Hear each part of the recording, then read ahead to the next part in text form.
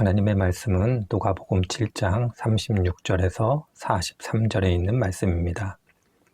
한 바리새인이 예수께 자기와 함께 잡수시기를 청하니 이에 바리새인들의 집에 들어가 앉으셨을 때에 그 동네에 죄를 지은 한 여자가 있어 예수께서 바리새인의 집에 앉아 계심을 알고 향유 담은 옥합을 가지고 와서 예수의 뒤로 그 발 곁에 서서 울며 눈물로 그 발을 적시고 자기 머리털로 닦고 그 발에 입 맞추고 향유를 부으니 예수를 청한 바리새인이 그것을 보고 마음에 이르되 이 사람이 만일 선지자라면 자기를 만지는 이 여자가 누구며 어떠한 자 곧 죄인인 줄 알았으리라 하거늘 예수께서 대답하여 이르시되 시몬아 내가 내게 이를 말이 있다 하시고 그가 이르되 선생님 말씀하소서.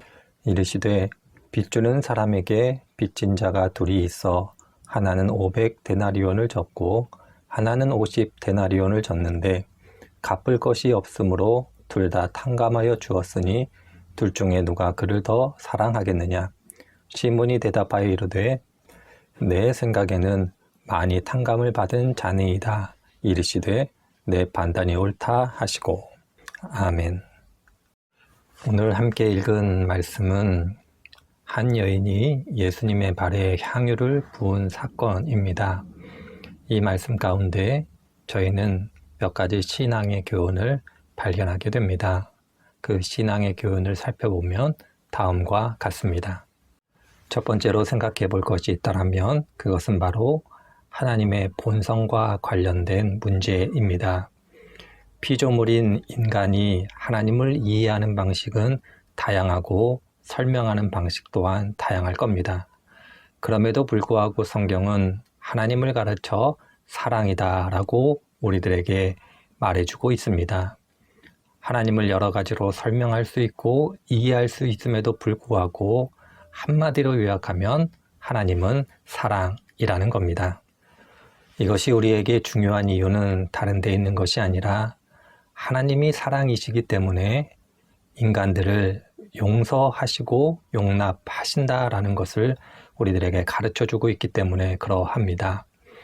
성경을 읽어보면 무수히 많은 하나님에 대한 이야기가 등장하고 하나님의 사랑에 대한 이야기가 등장합니다.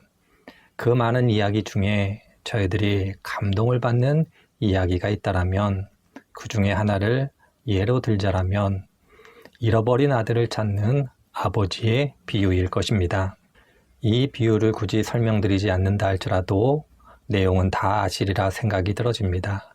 탕자의 비유라고도 불리우는 이 비유 속에서 아버지가 그의 아들을 어떻게 사랑하는가를 우리들에게 가르쳐 줄 때에 그 아버지의 사랑은 둘째 아들을 용서하고 용납하고 그가 지은 잘못을 기억하지 않는 아버지의 모습을 통해서 우리들에게 아버지의 사랑이 무엇인가를 보여주고 더불어 하나님의 사랑이 무엇인가를 우리들에게 가르쳐주고 있습니다.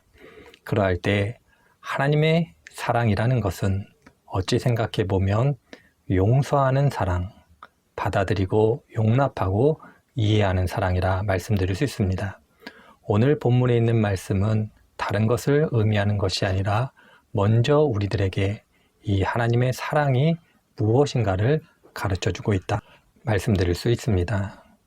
용서하는 사랑, 바로 이 용서하는 사랑이 하나님이 우리들에게 보여주시는 큰 은혜임을 오늘 말씀 가운데 기억해야 할 것입니다. 두 번째로 생각해 볼 것이 있다면 믿음은 하나님으로부터 용납받았기에 시작된다는 겁니다. 성경은 믿음을 하나님의 선물이라고 설명하고 있습니다. 하나님께서 믿음을 우리들에게 선물로 주십니다. 하나님께서 믿음을 선물로 주셨다라는 것은 다른 것을 의미하는 것이 아니라 하나님께서 우리들을 용납하셨다라는 것의 다른 표현입니다. 그런 의미 속에서 하나님께서 주신 믿음, 그 믿음을 선물로 받고 내가 고백한다라는 것은 하나님께서 나를 용납하셨음을 인정하고 고백하는 것이다. 이렇게 말씀드릴 수 있습니다. 성경을 보면 무수히 많은 사람들이 하나님을 만나고 있고 예수님을 만나고 있습니다. 특별히 믿음의 사람들이라고 불렸던 사람들의 특징은 다른 데 있는 것이 아니라 하나님께서 부족하고 연약하고 허물이 많음에도 불구하고 자기 자신을 불러 수용, 곧 용납하셨음을 안 사람들이 믿음의 사람들이 되었음을 우리들은 기억하게 됩니다. 그런 의미 속에서 저희들 또한 우리들이 믿음을 가지고 있고 믿음을 따라 산다라는 것은 다른 것을 의미하는 것이 아니라 하나님께서 나를 용납하시고 받아들였음을 인정하는 것, 그것이 꼭 필요하다라는 것을 잊지 않아야 할 겁니다. 이 사실을 인정하는 것은 한 번으로 끝나서는 안 되고 일평생 하나님께서 부르시는 그날까지 내가 하나님의 사랑으로 인하여 용납되었음을 알고 인정하는 것이 지속돼야 됨을 성경이 오늘 우리들에게 가르쳐주고 있습니다. 세 번째로 생각해 볼 것이 있다면 그것은 바로 우리들이 하나님으로부터 용납받았기 때문에 그에 합당한 열매를 맺어야 한다는 겁니다. 그 열매를 가르쳐 성경은 감사의 열매라고 이야기하고 있습니다. 오늘 함께 읽은 본문에 나오는 한 여인은 예수님께 자기가 가지고 있는 가장 귀한 것을 드림으로 감사의 열매를 맺고 있습니다. 그저 일상의 표현으로 바꾸자면 자기가 가지고 있는 가장 귀한 재물을 예수님께 드리고 있는 모습을 발견하게 됩니다. 그런데 여기서 우리들이 꼭 기억해야 될 것은 감사의 열매는 각자 한 사람 한 사람이 처한 상황에 따라 다를 수 있다는 겁니다.